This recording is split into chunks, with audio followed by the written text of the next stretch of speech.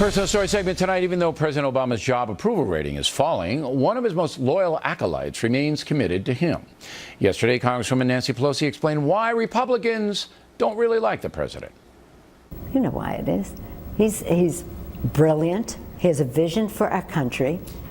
He's brilliant, has knowledge of the issues and judgment about what the right path would be. Look at me, I'm effective, I'm a target, but I'm not the president, so it doesn't matter.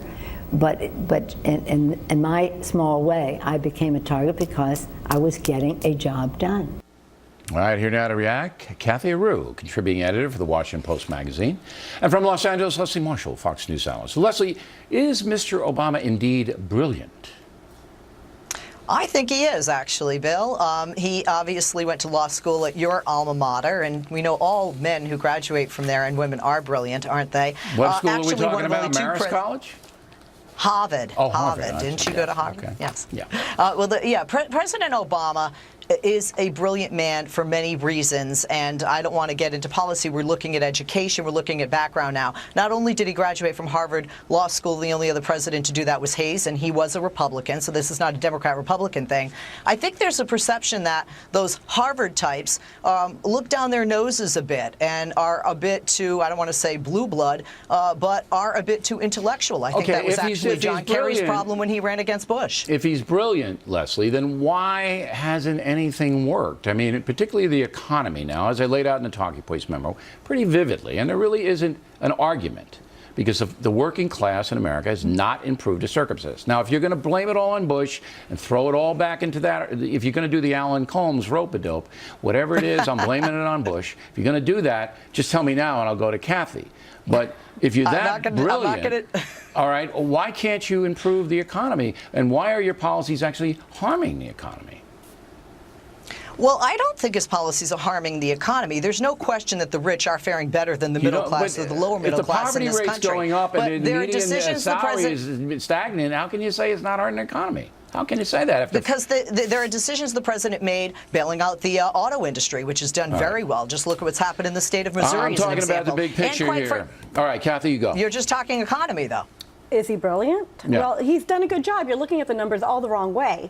I mean, unemployment is at 7.3%. Yeah. So the numbers aren't as bad as you're saying. Sure they are. If you look at it, it's across the board. Unemployment is 7.3, but more people have given up looking for work than in the history of the nation. But if you look at it, unemployment has really gone down in different sectors, which is what you have to look at, which is you have to look at different sectors. Different sectors. So you're looking at real estate, you're looking at retail, you're looking at education, you're looking at health. You believe the economy is better. You believe it's booming? You believe it's good? I believe it's doing better. I believe that he had to stabilize. All right. So you believe he's better, and his brilliant economic policies have made it better. That's what you believe. Stabilize, recover, then grow. This is what the man had to do. Stabilize, recover, and grow. And that is the policy of the Geithner team. And 5 years. 5 years now.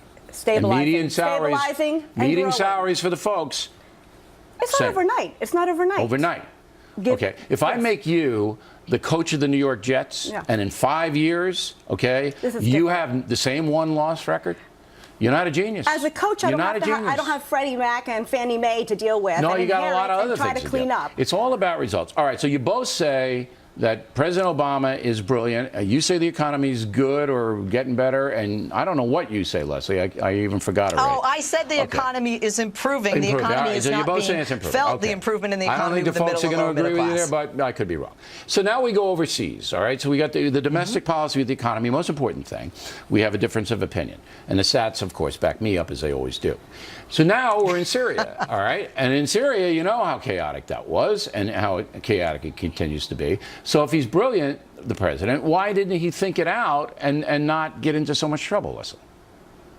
Well, okay, Bill, you're going to think that I'm drinking more than Kool-Aid, so just hold on a second, all right, okay? You got 30 seconds. I think what was brilliant is that when he saw that Congress wasn't going to back him, he didn't have the UN behind him, one of our major allies, Great Britain, and the international community behind him. I think that John Kerry was not throwing that line away. I think it was bait for Putin. I don't think Putin was brilliant. I think Putin and Assad were frightened. They showed the world they were both liars, and I think that it was orchestrated by both the president President and our Secretary of State. He knew that Putin was going to come to his rescue and that Assad was going to give up when he he threw out bait and allowed his Russia and Putin to call the bait Assad out and they took it.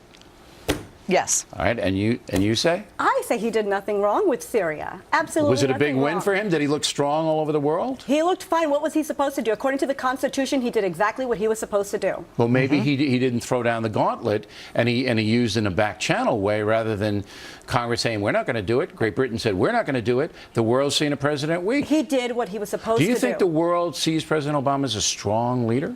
Absolutely. You do? If you listen to the BBC. This world here? They absolutely do. Oh, if you listen to the BBC. And yes. So the BBC. Al Jazeera, BBC, and other world outlets, they do feel that our president is Al a strong Jazeera president. Thinks he's strong. Oh, absolutely. All right. I listen to I listen to all these world outlets. Yeah, I don't get a lot of Al Jazeera in here. I read the Dutch newspaper. The Dutch newspaper thinks he's strong. Dutch we'll go with the Dutch. We like the Dutch. I love the Dutch. I love cheese. All right.